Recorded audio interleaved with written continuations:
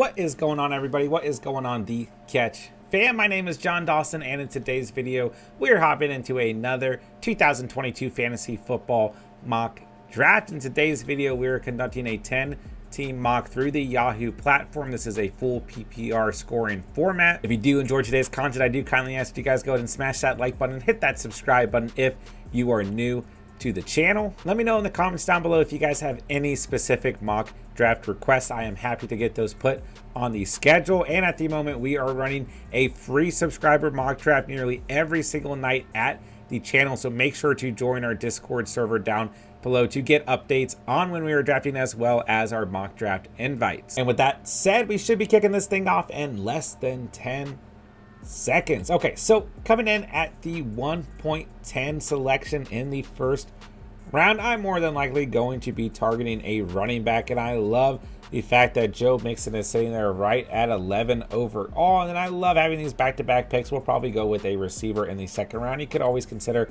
a Travis Kelce in that spot as well, but we'll kind of sit back and see what happens in this first round. So far, 3 running backs, 1 receiver off the board: JT, Eckler, Kupp, and Henry all gone. So we'll just kind of sit back and see what happens. And I'd really like, in a 10-team format to just kind of switch between the running back and receiver position and build out my roster that way, and just let a quarterback and tight end fall to us in the mid to later rounds that we're comfortable with. So we'll kind of be keeping an eye on certain tiers of tight ends and quarterbacks throughout the night, and really get an emphasis on the running back and receiver position. Looking at things right now, we're looking at a very heavy running back draft. So JT's gone, Eckler's gone, Henry's gone, Cook is gone, Joe Mixon is gone, CMC is gone, so we will not be drafting Mixon. That was our main target, right? Kupp is gone, and now JJ is gone. I was wondering when JJ was going to go. So 1.9, we'll see who is selected here. It's Najee Harris. So we've got Jamar Chase sitting here, Stephon Diggs, Aaron Jones, Adams, Nick Chubb. We got plenty of good names hanging around. I'm going to go ahead and go with Jamar Chase as our wide receiver 1. Then, I really like Aaron Jones, but it's close here looking at the running backs because A.J. Dillon has been such a late round target for me. I'm going to go ahead and go Swift here. Just keep it in mind that I do like to target A.J. Dillon in later rounds. Don't get me wrong. I do like Jones's value there. But also when we're looking at the running back position, I like Fournette in that same tier. And gosh, James Conner just so low in these rankings. I do like Conner as well, but we can probably hold off at Conner just looking at his rankings through Yahoo. And then I do like the idea of going out and going after Kamara as well. So we've got plenty of running backs to go with in later rounds. We'll go with Swift to start things off, and I think Jamar Chase is a great value at 1.10. All right, so after our selection of DeAndre Swift, we've got Nick Chubb gone, followed by Stephon Diggs, Aaron Jones, and Lenny Fournette. There goes Devontae Adams, a really good value there for Adams. Lamb gone as well. We got 3 more selections here in the second round. Debo's gone. We'll just kind of sit back and watch as this unfolds. Mike Evans gone. And like I said, at the end of the third, we'll target another receiver. And then at the beginning of the fourth, we'll go with another running back as Barkley is taken. I will say there's still no tight ends off the board. Travis Kelce's still sitting around. There's no way he's going to last until that final selection of the third round. But if he did, don't get me wrong, we're taking Kelce all day long. And Mark Andrews, both of those top tier tight ends just kind of floating around here at the top. So we'll just kind of see what happens, but they'll be gone by the time we select, no doubt. All right, so first selection of the third round, we've got Tyreek Hill gone, followed by T. Higgins, and we'll just kind of sit back and see what happens. Javonte Williams gone at the running back position, so we know that we want to target another receiver here. Looking ahead as Ezekiel Elliott is taken, I don't know.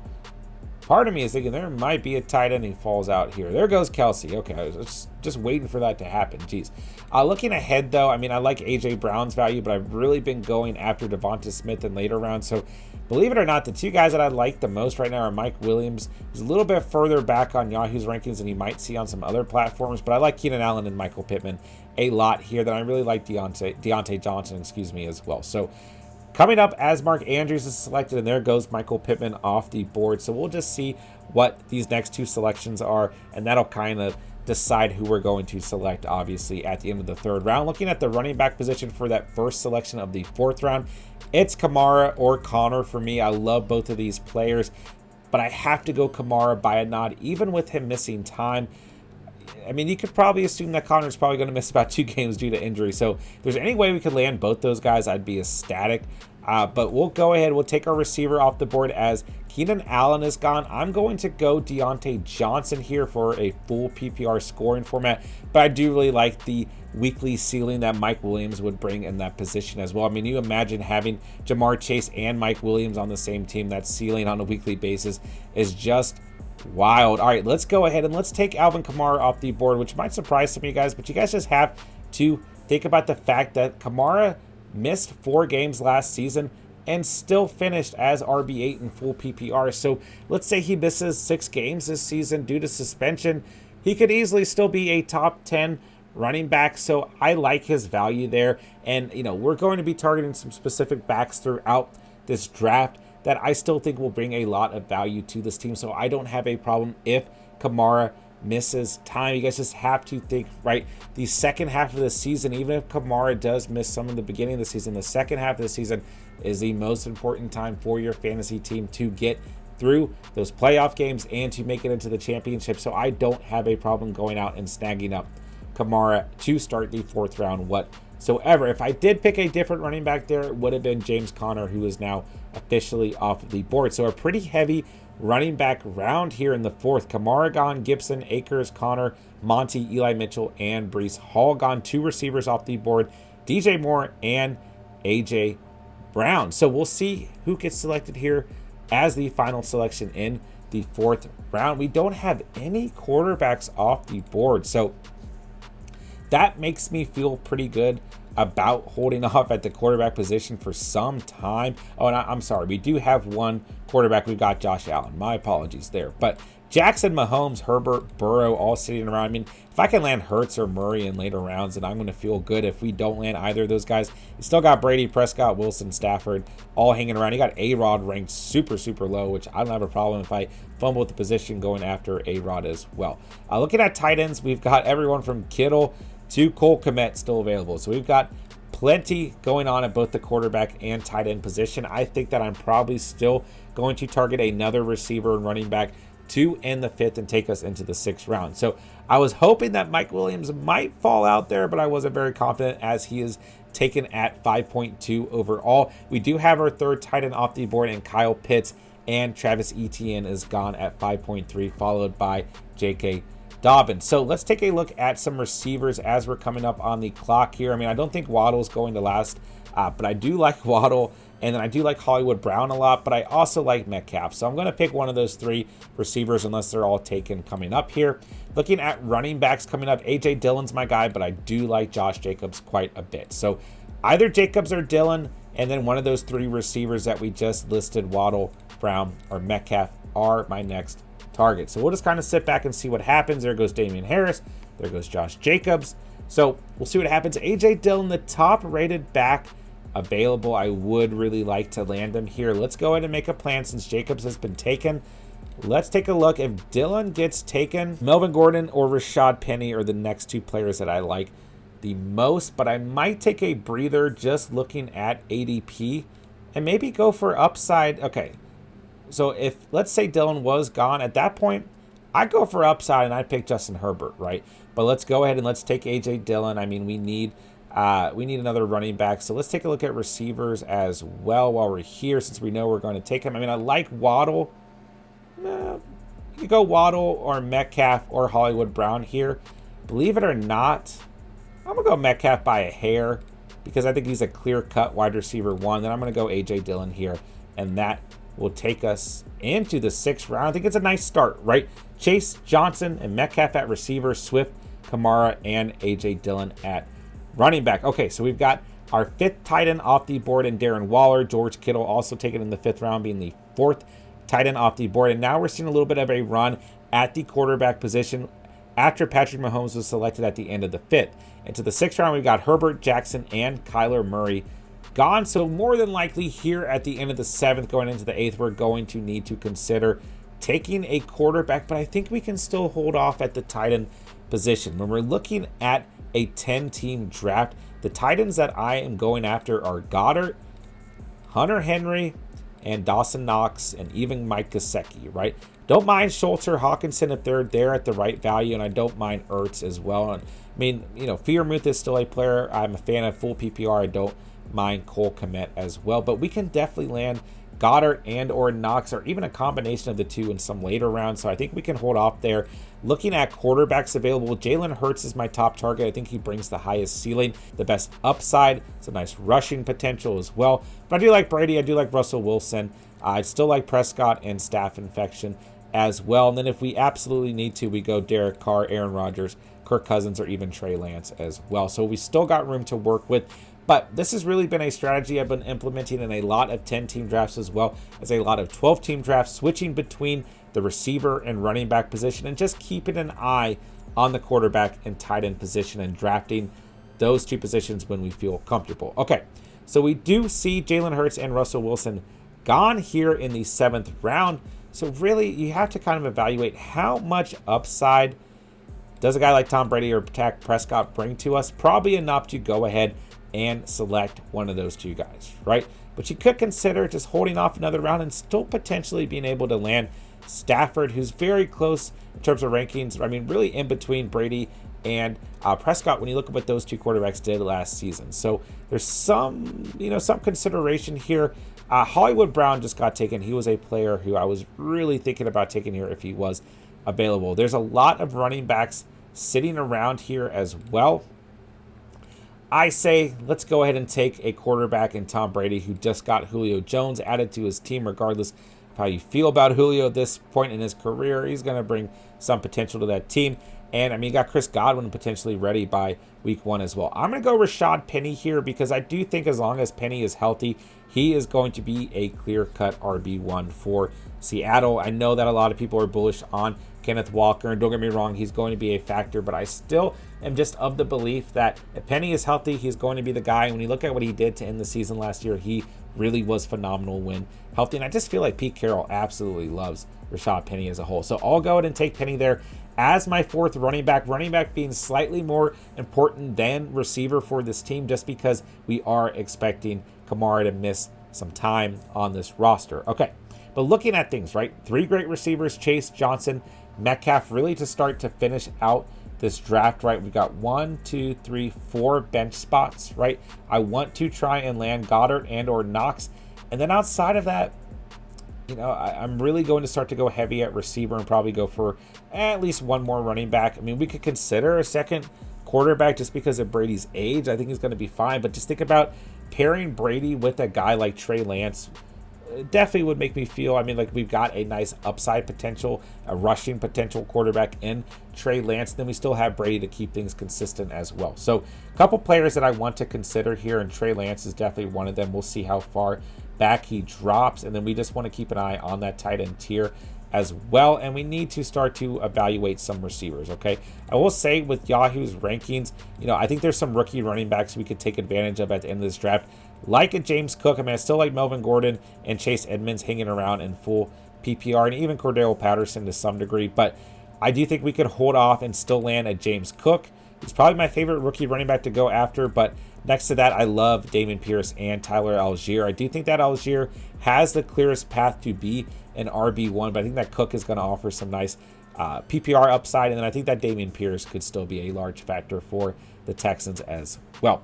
All right, so we do see Dallas Goedert off of the board here. So for me, that makes the next most important position for us to draft, the tight end position, because I don't want to miss out on Dawson Knox. So I would say that Knox is my next highest target, and then I think we can take a breather from running back and go after another receiver. There's so many good receivers available. Darnell Mooney, Adam Thielen, Elijah Moore, Hunter Renfrow. I would be really happy landing any of those 4 receivers. But even after that, you got Devonta Smith, Russell Gage, who I don't think personally takes a big knock with Julio added to this team. But even later, we know Hopkins is going to miss time, but just think about the value that Hopkins could bring to this roster. So I'm going to go and get all these guys queued up. Mooney, Thielen, Elijah Moore, Renfrow. You even got Ayuk, Lockett, and Thomas. He could argue for Devonta Smith, Russell Gage, Hopkins, and I love Tyler Boyd as a late round selection, and Chris Olave.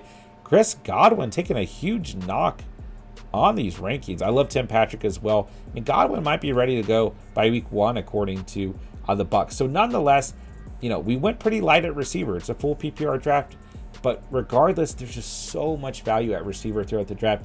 And regardless, our receiver room is still led by Jamar Chase. So I still really like the start to this team. So overall, our main targets: land a tight end that we're confident in, get 2 to 3 more receivers, get a second tight end if we feel like we need to, and land one of those rookie running backs. And I think this will make this team really, really solid overall. If we don't land a second tight end, then I'm probably going to go for Trey Lance as a backup quarterback to Tom Brady. If you guys are enjoying the content today, be sure to hit that like button down below for me. And of course, hit that subscribe button if you are new to the channel. We would love to have you as a member of the Catch family. All right, so the 9th round, wrapping up here with our selection. We did see Chris Godwin taken. I was really hoping that we could potentially land him, but I'm gonna go ahead and take Dawson Knox off the board. And in full PPR, Hunter Renfrow has been a target for me all off season long. I just think he brings great value. I mean, you look at where we selected him here at the beginning of the 10th round, and he just had a phenomenal season last year. So even with Adams going there, like, I know he's going to lose targets, don't get me wrong,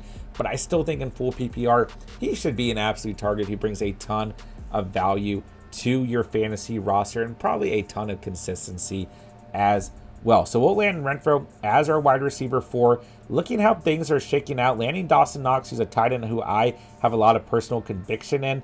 Listen, I know that he has some injury issues, but I just think that if you feel bullish on the Bills roster offensively, which I would say 99.9% of fantasy managers do, then you should have plenty of reason to believe in Dawson Knox, and I'll take him all day long as a tight end 1. So we've got Knox there. We need to continue to load up at receiver. I want at least 2 more receivers here. I mean, I think we're actually in a pretty decent spot at running back. This was not a heavy RB team. We got Swift, Kamara, Dillion, and Penny. So couple scenarios that I'm considering here as Darnell Mooney is off of the board, okay?